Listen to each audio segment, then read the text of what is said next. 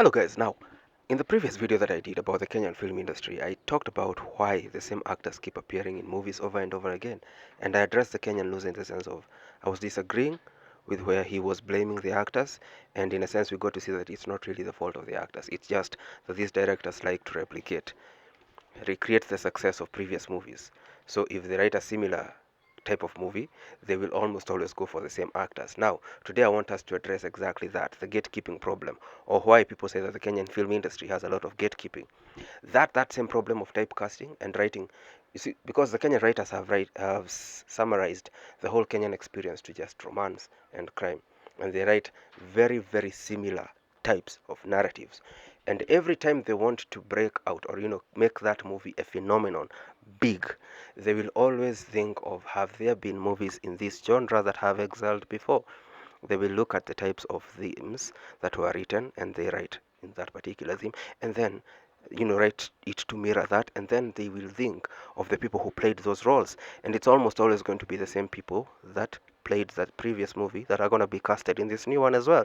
And what that creates, it creates a system of where the film industry is a locked system in a sense that as far as it's going to be a romantic movie or a movie that has a theme to do with crime, you almost always know who's going to be casted even before the movie comes out.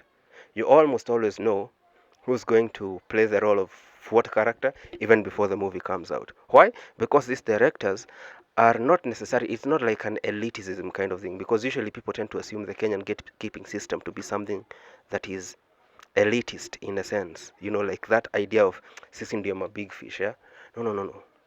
For the most part, that's the illusion it creates, but usually these directors are just running after creating or recreating the success that was had by previous movies. If you look at Hollywood, it's suffering from the same problem, but in a different sense, different magnitude. Hollywood has refused to let franchises die. Think of things like Star Wars. They're still milking it. Think of things like superhero movies. We have a whole myriad of superhero characters. B tier superhero characters, C tier comic book characters. But over the last 40 years, they've always been making movies that center around the same A tier superhero characters. Why do you think that is? Repetition. They want to recreate the success that was had in a certain movie with this movie, and since that system has proved to work before, they want to recreate it, reimagine it, reshape it. But same thing, same system, they want to just recreate the success.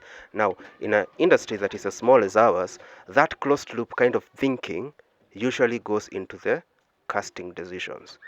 And these casting decisions always limit the industry to looking like there is a strong gatekeeping theme that happens. In a sense, that if you go for an audition, the reason you have not been selected is because you're not worthy. No. That's not the case. It's just that they just want to replicate the success. And for the most part, that's usually what happens. But over the number of times it has happened, it has now created this hubris. Hubris in the sense that these actors and these directors now believe they are great because of what they have done in the past, and it gets to their head.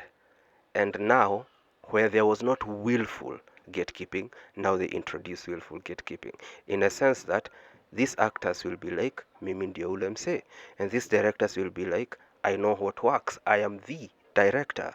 If I write a story about this narrative and I cast this particular uh, actors, this movie is gonna go big.